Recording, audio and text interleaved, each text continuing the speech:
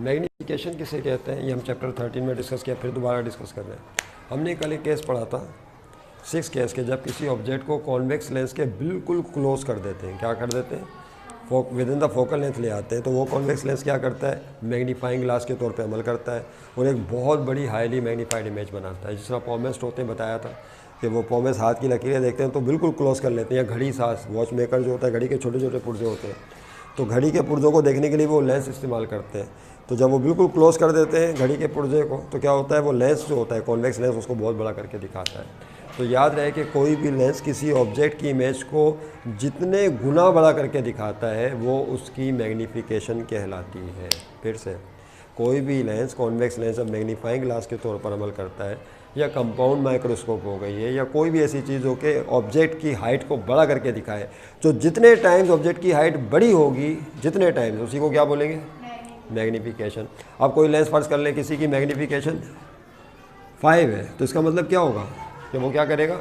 जो ऑब्जेक्ट की हाइट है उसको 5 गुना बड़ा कर देगा, इमेज जो है वो बड़ी बनेगी। किसी की मैग्नीफिकेशन फर्ज कर लें 10 है, तो उसका मतलब है वो ऑब्जेक्ट जो भी होगा उसकी जो भी हाइट है, इमेज की हाइट 10 गुना बड़ी होगी, यानी 10 गुना बड़ा ऑब्जेक्ट नज़र आएगा इमेज की सूरत में। नहीं, इसी तरीके से जो हम टेलीस्कोप इस्तेमाल करते हैं उसकी इमेजेस थाउजेंड्स में होती हैं। एस्ट्रोनॉमिकल टेलीस्कोप हो गई जो फल की दूरबीन कहलाती है, जिस प्लैनेट्स देखने के लिए इस्तेमाल की जाती है, तो वहाँ पे उसकी मैग्नीफिकेशन थाउजेंड्स में होती है। जाहिर सी बात है कि आपको बहुत बड़ा करके दिखाना होता है ताकि दूर है ना बहुत ज़्यादा, तो बाज़ की मैग्नीफिकेशन हज़ारों में होती है, बाज़ की इसमें होती है 5 हो गई, 2 हो गई, 3 हो गई, सब कॉन्वेक्स लेंस होता है। तो ये पॉइंट ध्यान में रखिएगा। तो मैग्नीफिकेशन का कॉन्सेप्ट क्या है वो डेफिनेशन पहले लिख लें। असल जो डेफिनेशन इसकी ये है, it is a number, it is a number, ये सिंपली एक नंबर है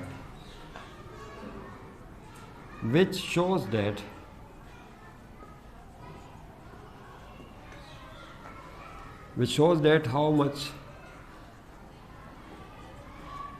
how much the height of object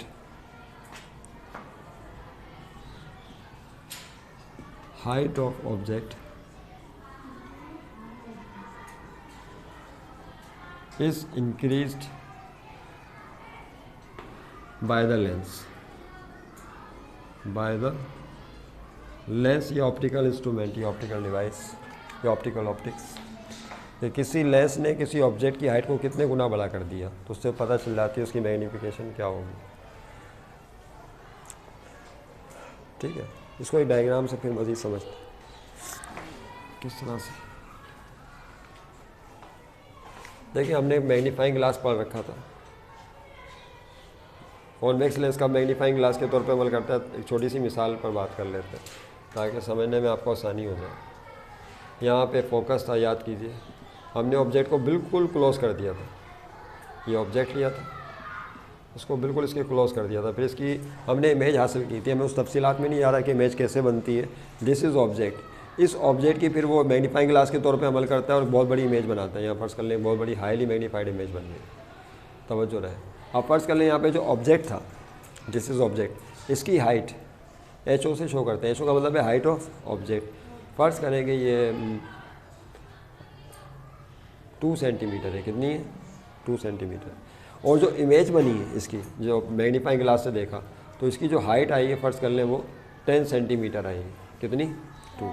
फ़ौरन बताएं कि इस कॉन्वेक्स लेंस ने इस ऑब्जेक्ट की हाइट को कितने गुना बड़ा कर दिया?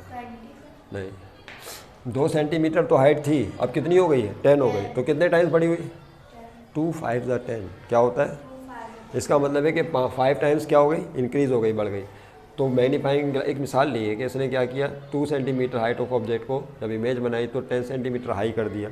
ऑब्जेक्ट 10 गुना बड़ा लग रहा है, तो इसका मतलब है कि जो हाइट में इजाफा हुआ है वो 5 गुना हुआ है। तो मैग्नीफिकेशन कितनी होगी यहाँ पर?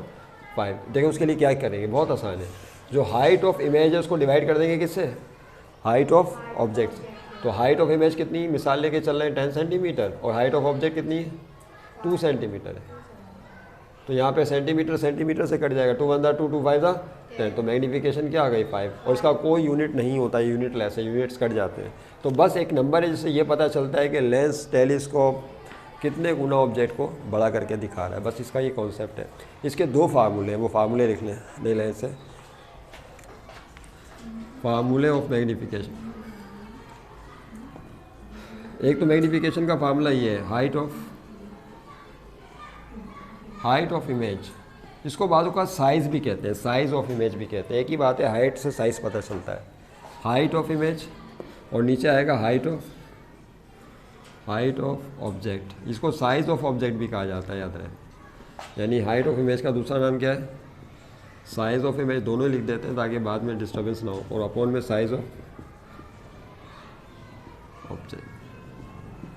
तो देखें क्या हो जाएगी मैग्नीफिकेशन, जो साइज़ ऑफ इमेज है या हाइट ऑफ इमेज उसको हम HI से शो करते हैं, किससे, और अपॉन में हाइट ऑफ ऑब्जेक्ट को HO की अलामत से शो किया जाता है। तो इसको साइज़ भी कहते हैं और इसको साइज़ ऑफ ऑब्जेक्ट या साइज़ ऑफ इमेज।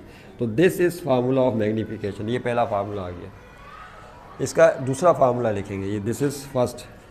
जो सेकंड फार्मूला है उसका ये है, मैग्नीफिकेशन का एक फार्मूला और भी है।